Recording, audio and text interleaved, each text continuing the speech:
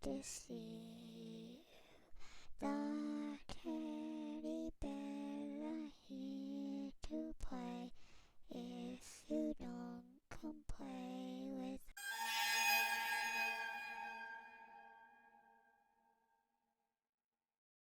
Welcome to Frightened Female. This is Crystal.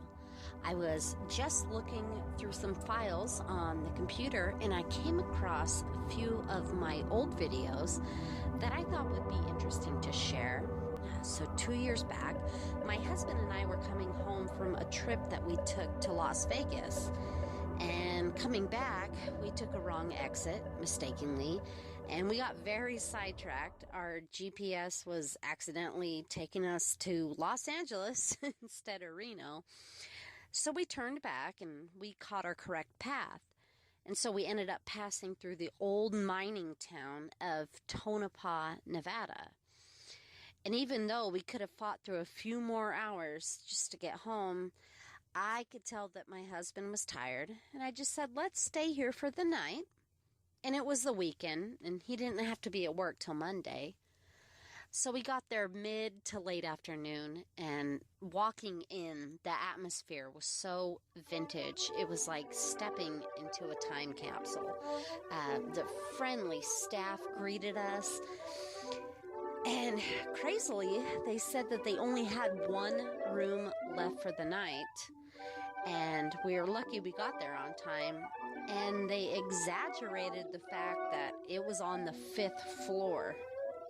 And I was like, yeah, who cares what floor it's on? At least we have a room to stay at. They said the 5th floor. And I said, yeah, that's fine. Not a problem. Little did we know, there is some definite history behind this hotel, and I knew nothing about its history prior to us arriving. It wasn't until we grabbed our luggage and went up the one working elevator, and we got to the 5th floor, and the elevator opened, and I started taking pictures of the neat vintage furniture, and then I noticed that there was a plaque on the wall. And I went up to it. Here's the following photo. I'll give you a little bit of time to read it.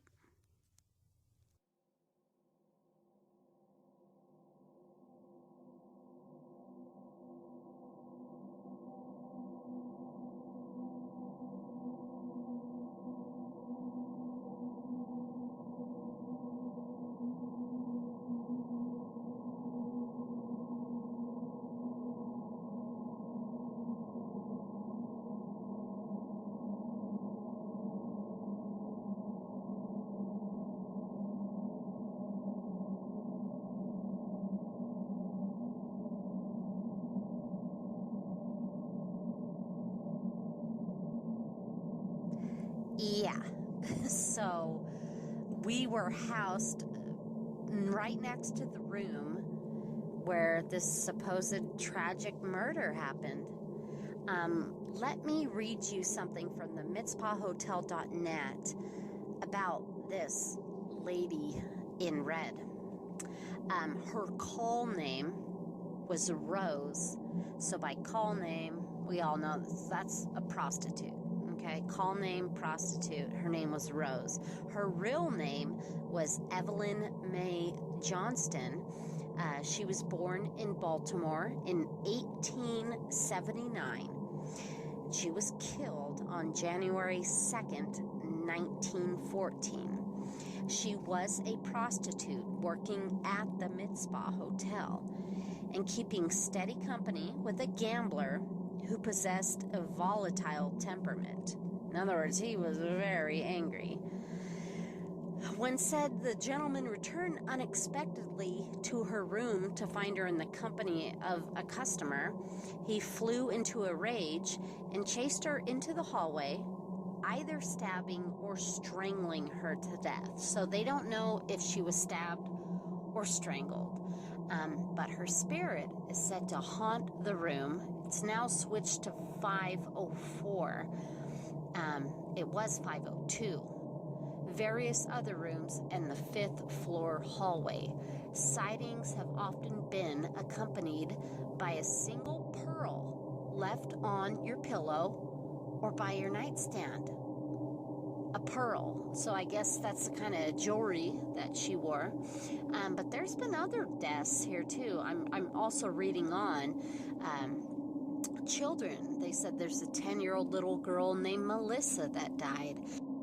They also have an 8-year-old boy named Billy who died falling out of a window. And then another 5-year-old boy named Johnny who died in his crib. And then they go on to talk about minors when leaving the hotel were murdered. So there's a lot of death, a lot of creepy stuff that went on here. I do remember seeing something where they say not only does she leave like the pearls laying around and haunt the hallways, but she'll shake your chandelier in the middle of the night. So yeah, you can imagine I got tons of sleep that night. I was a scaredy cat. Well, we didn't have much of a choice. We couldn't back out. We had already paid for the room, and we heard some noise downstairs. Sounded like a band, so we went down there, and great band. They're the Peavine Pickers, and they performed the song The Weight by the band from 1968. We all know that song. And it's lots of fun. So here's some footage of that. I saw a girl in the fiddle walk side to side. Said, hey, Carmen, come on, let's go downtown. Well, she said, I got to go, friends, take her down. Take a load off Fanny. Take a load for free. Take a load off Fanny.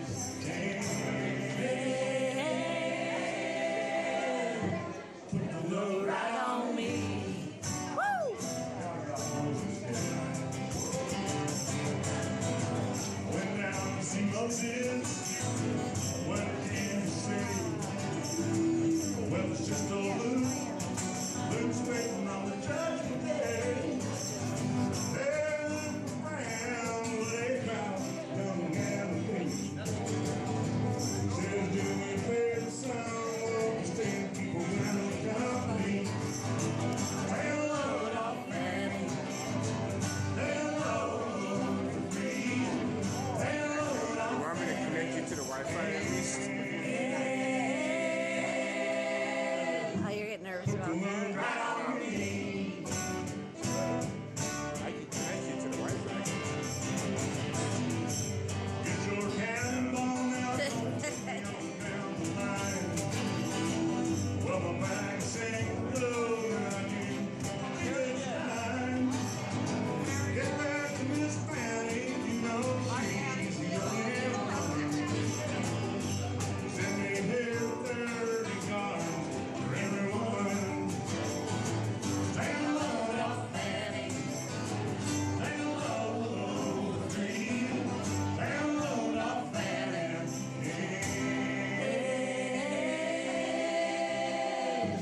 Put the load right on me.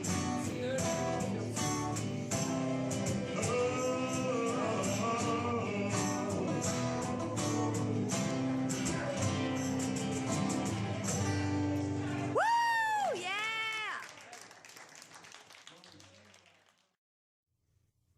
Well, I was waiting for something very haunting to happen. It was a wonderful stay. We ate at the restaurant, and again, the staff was very polite and lovely.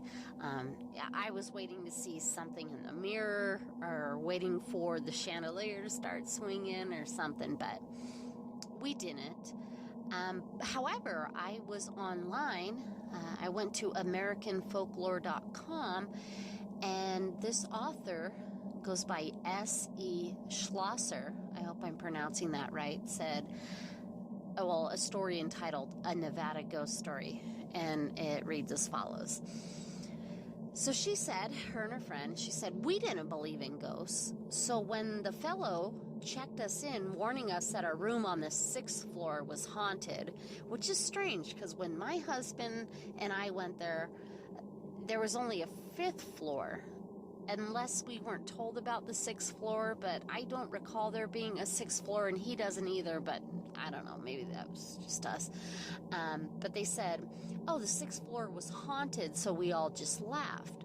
There were a lot of crazy people out there who believed in ghosts, and I wanted to stay in a haunted hotel. But Marie, her friend, and I weren't two of them. I'd chosen the Mizpah for our weekend getaway because I liked the description of the hotel and its amenities, but because it had a phantom. So just for kicks, Marie asked the fellow who was supposed to haunt our room, who was this fellow. He told us that it was a ghost called the Lady in Red, and that she was a prostitute who was strangled by a jealous boyfriend, and her tormented spirit had still lingered in the hotel. She said it was to follow the guests around and to play with the gaming equipment in the casino, because downstairs in the lobby there's just a few machines and it's nothing big. But she said to herself, a gambling ghost? I asked laughingly. So the bellboy glared at me, and I was sorry for making a joke about something he obviously believed in. So we said goodnight, and we went up to the 6th floor. As we neared our room, Marie gasped and grabbed my arm. I stopped and looked at her. She pointed, wide-eyed, toward the far end of the hallway, and before our eyes, the glowing figure of a woman came hurrying toward us. So I shivered superstitiously, my skin prickling in the sudden cold as she rushed past us and walked right through the wall next to our room. Good Lord, there really is a ghost in our room, I gasped. I'm not going in there, Marie said firmly. Her face was pale, and her black eyes were wide with fear. No way. I didn't much feel like going in there either, but we had gotten a special deal for 2 nights, paid in advance and non-refundable, and I didn't want to waste our money. So in the end, I wrenched open the door, turned on the light, and investigated every corner, looking for this lady in red. Well, she was gone. So Marie absolutely refused to set foot in this haunted room. In the end, I had to go down to the desk and request a room on another floor. Well, the bellboy didn't say much when I told him we'd seen the lady in red. But he gave me a know-it-all smirk and made me want to smack him, which isn't very polite, but they assigned us to another room on another floor. So Marie barely got a wink of sleep that night. She kept waking up, afraid that the lady in red would come walking through the wall and do terrible things to us. So we were up at dawn and had checked out of the Mizpah by breakfast time the next day. So from that day on, Marie always booked our hotels, and she always made sure that there were no ghosts anywhere on the premises before she made a reservation.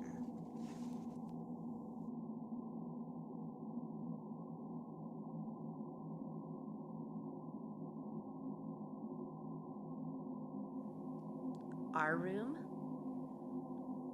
Murder scene. Our room? Murder. So yeah, that was a really neat experience. I'm almost glad that we got sidetracked and ended up there. It's good stories to tell, and if you guys ever pass through Nevada, you gotta stay here. It's so vintage and so neat. But thankfully, I didn't experience anything too spooky. Would have been kind of cool if I did. I like a good scare. But guys, thanks for watching. And please, if you have a true scary story, please see the description box below to submit and leave your name so I can give you credit in an upcoming video. Most importantly, please be safe. Be aware of your surroundings. And remember to always lock your door. Scare you later.